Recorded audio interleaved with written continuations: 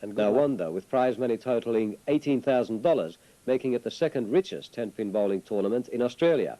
Last year's winner, American professional Dave Davis, was not there to defend his title, and the battle turned into a David and Goliath duel. Slightly built Sydney dentist Gary Key faced family-sized Melbourne pastry cook Frank Ryan. Here's their third game clash, called by Steve Mackey. And we're in the second frame now. Both bowlers, Gary Key and Frank Ryan, have opened up with a strike in this third and deciding game in the Melbourne Tenpin Cup, but Key hasn't gone again for a double. And my co-commentator this afternoon is Jeanette Baker. Yes, it should be a very exciting final so far out of the three games. There's been a 202 to 199 where Gary Key won, and then the second game saw a tie. So this could be the third and deciding game for Gary Key, or it could be the means of another game for Frank Ryan. Yeah, well, Frank had a chance to take a lead there with a double, but he didn't get that strike in the second frame. And both bowlers now going for single pins on the right-hand side of the lane. Yes, a terrific match so far.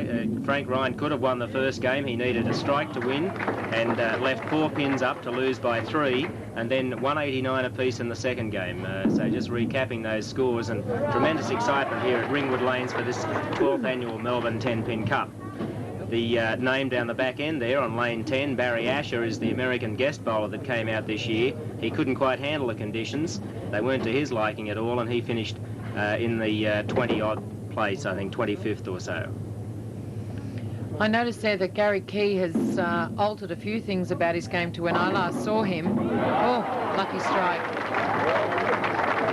What's he doing differently? Well, he seems to be holding the ball more out in front of his body and just a little bit lower. And I think that's giving him a little bit extra speed on the slightly drier lanes. And I noticed the line that Gary's shooting way over from the left-hand side is quite a remarkable line to see any bowler in Australia using. Well, here's Gary again now in the fourth frame. He's had a strike in the third, and there's another one. And he likes to show a little bit of emotion when he gets those strikes, and he's going very well today, averaging well up in the 200s. Tough conditions here at Ringwood this year. The score to make the cut was one of the lowest for a couple of years, certainly a lot lower than last year's. Tremendous scoring here, and the lanes are apparently a little bit drier than they were last time. Oh, Frank, where's that one gone? Oh. Yes, well, he got lucky there and got 7 out of it. It looked like being a 6 count for a moment, and he'll have to hit the left-hand side of the head pin here and slide it into the 10 pin, that pin in the right-hand side of the lane. Moving right over for it. Going to give it a shot, I think, and he can't afford not to at this stage. He's going to be 20 or 30 pins behind Key. Looks good. Ooh. How unlucky can you be? Yes, that was bad luck for Frank Ryan. Oh, there's Dr. Key there. Yes, Gary's father, and a very good instructor in the game. Yes, Gary. Well, Dad would be happy with that one. Gary certainly was. He rode that one with a bit of vigour, and that's a turkey now for Gary Key. Oh, Frank's starting to come back now. He needs a few strikes under his belt to compensate for that open frame. Oh, that's lucky boy, Gary Key. Left only the 4 pin there.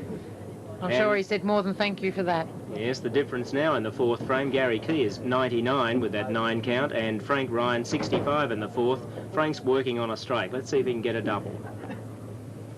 Frank always seems to bowl particularly well when the lanes are a lot dry. He seems to have the weight behind him to give the ball heaps of room. Oh!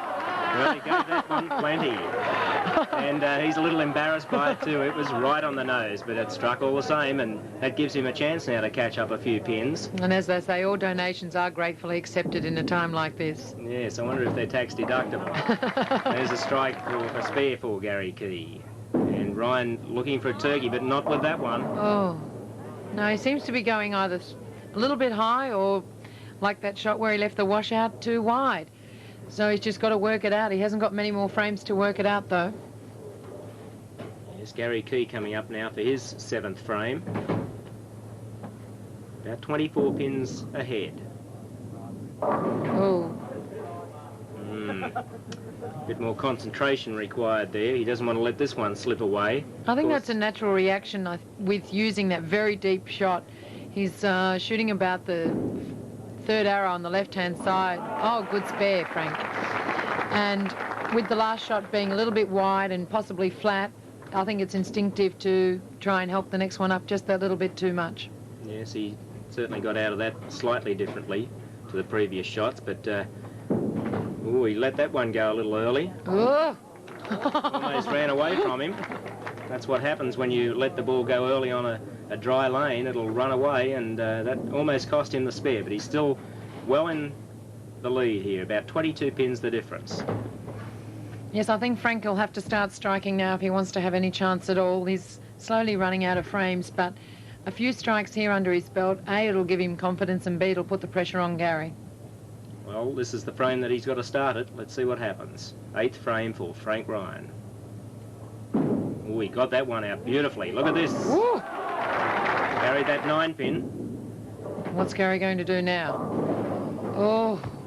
Well, Ryan exerted a bit of pressure there, and Key didn't produce, and he's not going to get this one either. Well, that closes the gap considerably. Gary Key now 164 in the 8th frame.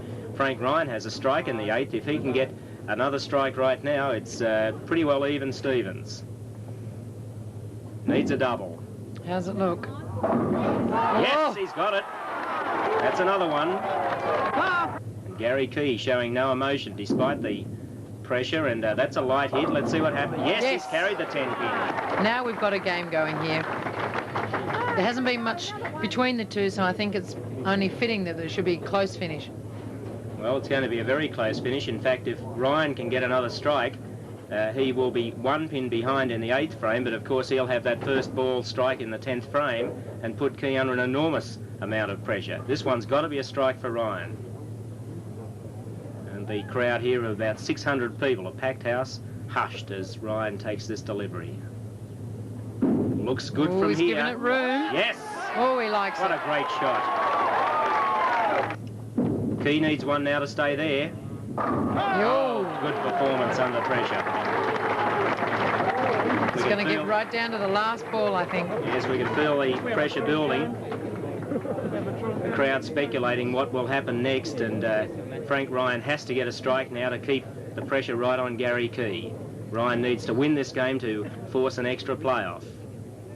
I must say, I'm glad it's them and not me out there at the moment. Well, Ryan's got to get this one. Let's see what happens. We gave it plenty of room. It's going high. Ooh. He's got it! Yes! It's another strike for Ryan, and he doesn't show too much emotion usually, but he did that time. And Gary Key has to get a strike now to try and win the tournament. Very late fall on that 4-pin then. $3,000 on this shot. How does it look, Gary? Oh, 10-pin. Oh! Oh, I don't believe this. That has just about won him the tournament. Ryan needs a good count, and it's 9 and a bit. 222. Key needs 8 to win. Looks all right. Yes, it's a strike. 224. Gary Key, the winner of the Melbourne 10-pin Cup. 224 to 222 in the third of a 3-game final. What a tremendous finish. And thus David slew Goliath. And this season back